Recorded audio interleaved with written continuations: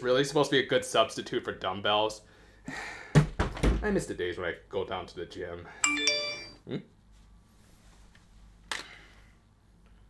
Oh, the voice actresses of Laura and Manatsu have been announced. Let's see here. Laura is going to be... that's a good call.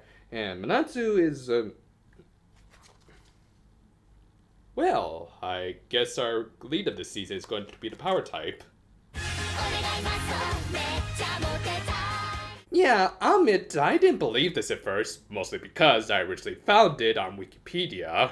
Which you can't exactly trust all the time. I think they briefly listed Hiroaki Sakurai as the director of Tropical Rouge. Boy, imagine what that would have been like.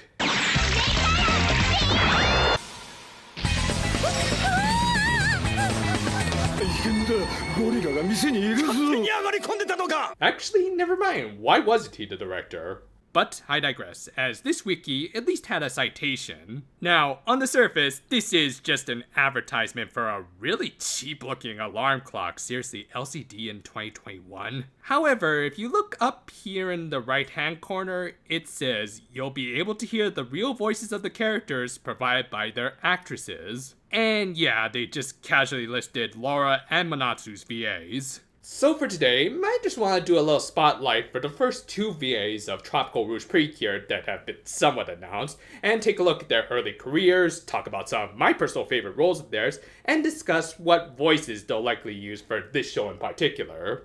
Now before we get to the main event of the actual main character of this show, let's take a look at Laura's VA first, Rina Hidaka. Not to downplay this actress, as in fact she has a much longer resume than Manatsu's. Hidaka has said that she originally wanted to join the entertainment industry, not necessarily the voice acting industry, as far back as primary school. Having noticed her interest through a wish she wrote for Tanabata, her grandfather enrolled her in a theater academy. And eventually, that academy opened up a section for voice acting, and through it, she landed her first role in 2008 for a web animation for an adaptation of a manga called Penguin Musume. Please don't tell me that show involved a possessed hat, a chain of stalkers, or references to the Om cult.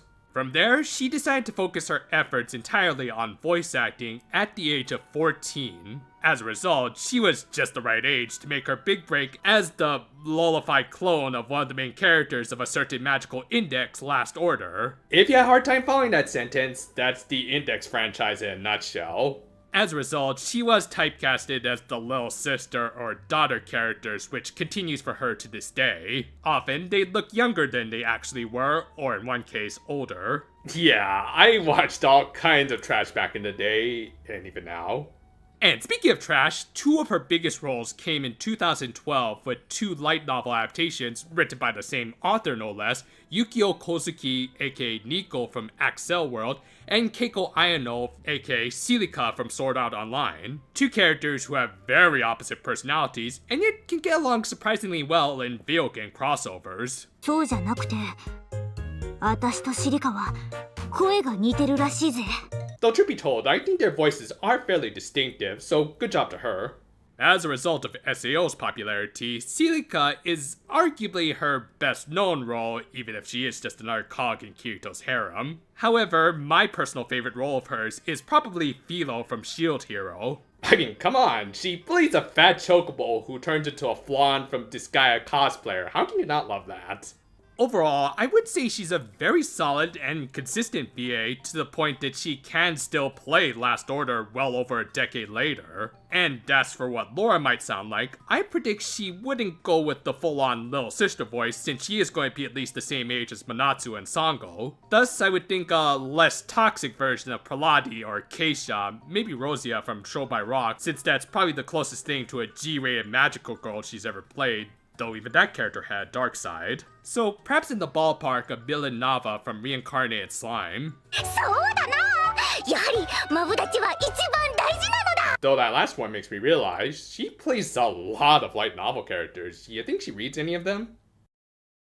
Moving on to one of the most important roles in this show, the pink/rainbow lead in this case, Manatsu Natsumi. Now, often, the lead characters of Precure are relatively the most inexperienced VA of the cast, with Healing Good being one of the rare exceptions, which of course gave us fantastic results with Aoyuki. And as I already gave away, this VA has a lot less roles than Rina Hidaka, and likely will have the smallest resume of this main cast. That said, she is far from green and actually pretty skilled for someone this early into her career. Meet Iru Fairu's real name, Fairuz I Kadota. And if that name at all sounds unusual for a Japanese VA, it's because she's a mixed ethnicity, or Hafu. Specifically half Japanese, half Egyptian, with her first name Fairuz coming from a Lebanese singer. Though, considering I'm not even sure if I'm saying Fairuzu correct, I'm just basing it off of the katakana reading, I think I'll just stick with calling her I for the remainder of this video. Anyway, she got into anime and manga, mostly thanks to JoJo's Bizarre Adventure, a series that's a little controversial with the Egyptians, but let's not talk about that too much. This led into her wanting to pursue voice acting, which her parents were against, so she earned her own money and eventually paid for her own tuition into a voice acting training school. And after graduating, she immediately signed with the Profit voice acting agency and landed her first role in 2019. Yeah, she got her first role a lot later than Hidaka, who's only a year younger than her, but fortunately, she managed to knock it right out of the park. How Heavy Are the Dumbbells You Lift was a comedy sports anime, which, as you can guess, was about general fitness that even included actual tips both in the anime and the original manga. Our little rainbow cure played the main character, Hibiki Sakura, a kind of stereotypical gal girl with weight issues she wanted to overcome.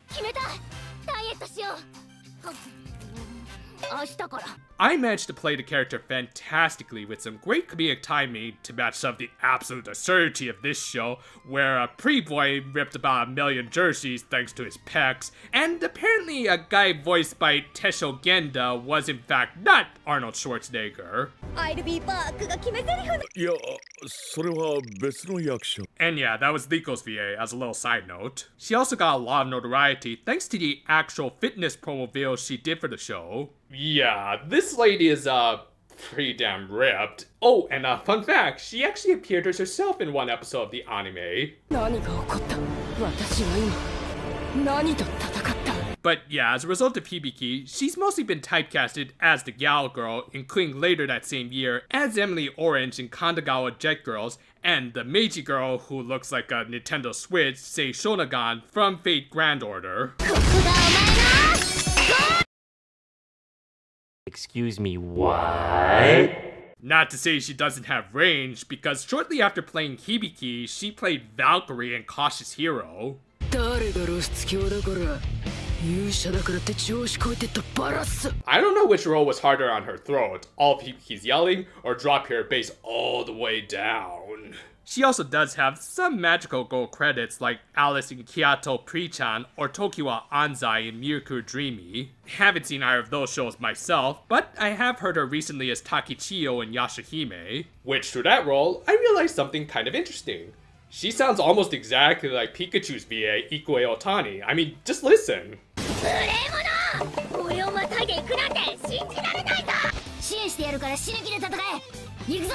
God, I hope they never cross over with the Smile team. It'll be impossible to tell her and Candy apart. Speaking of which, I'd imagine she'll stick with the Hibiki voice for Manatsu, which I think would be for the best, as that still remains my personal favorite role of hers alongside the identical Sei Shonagon. Overall, I think she'll do great in the role, even though technically she is still a bit of an amateur, but again, she is far from green. But still, what do you guys think?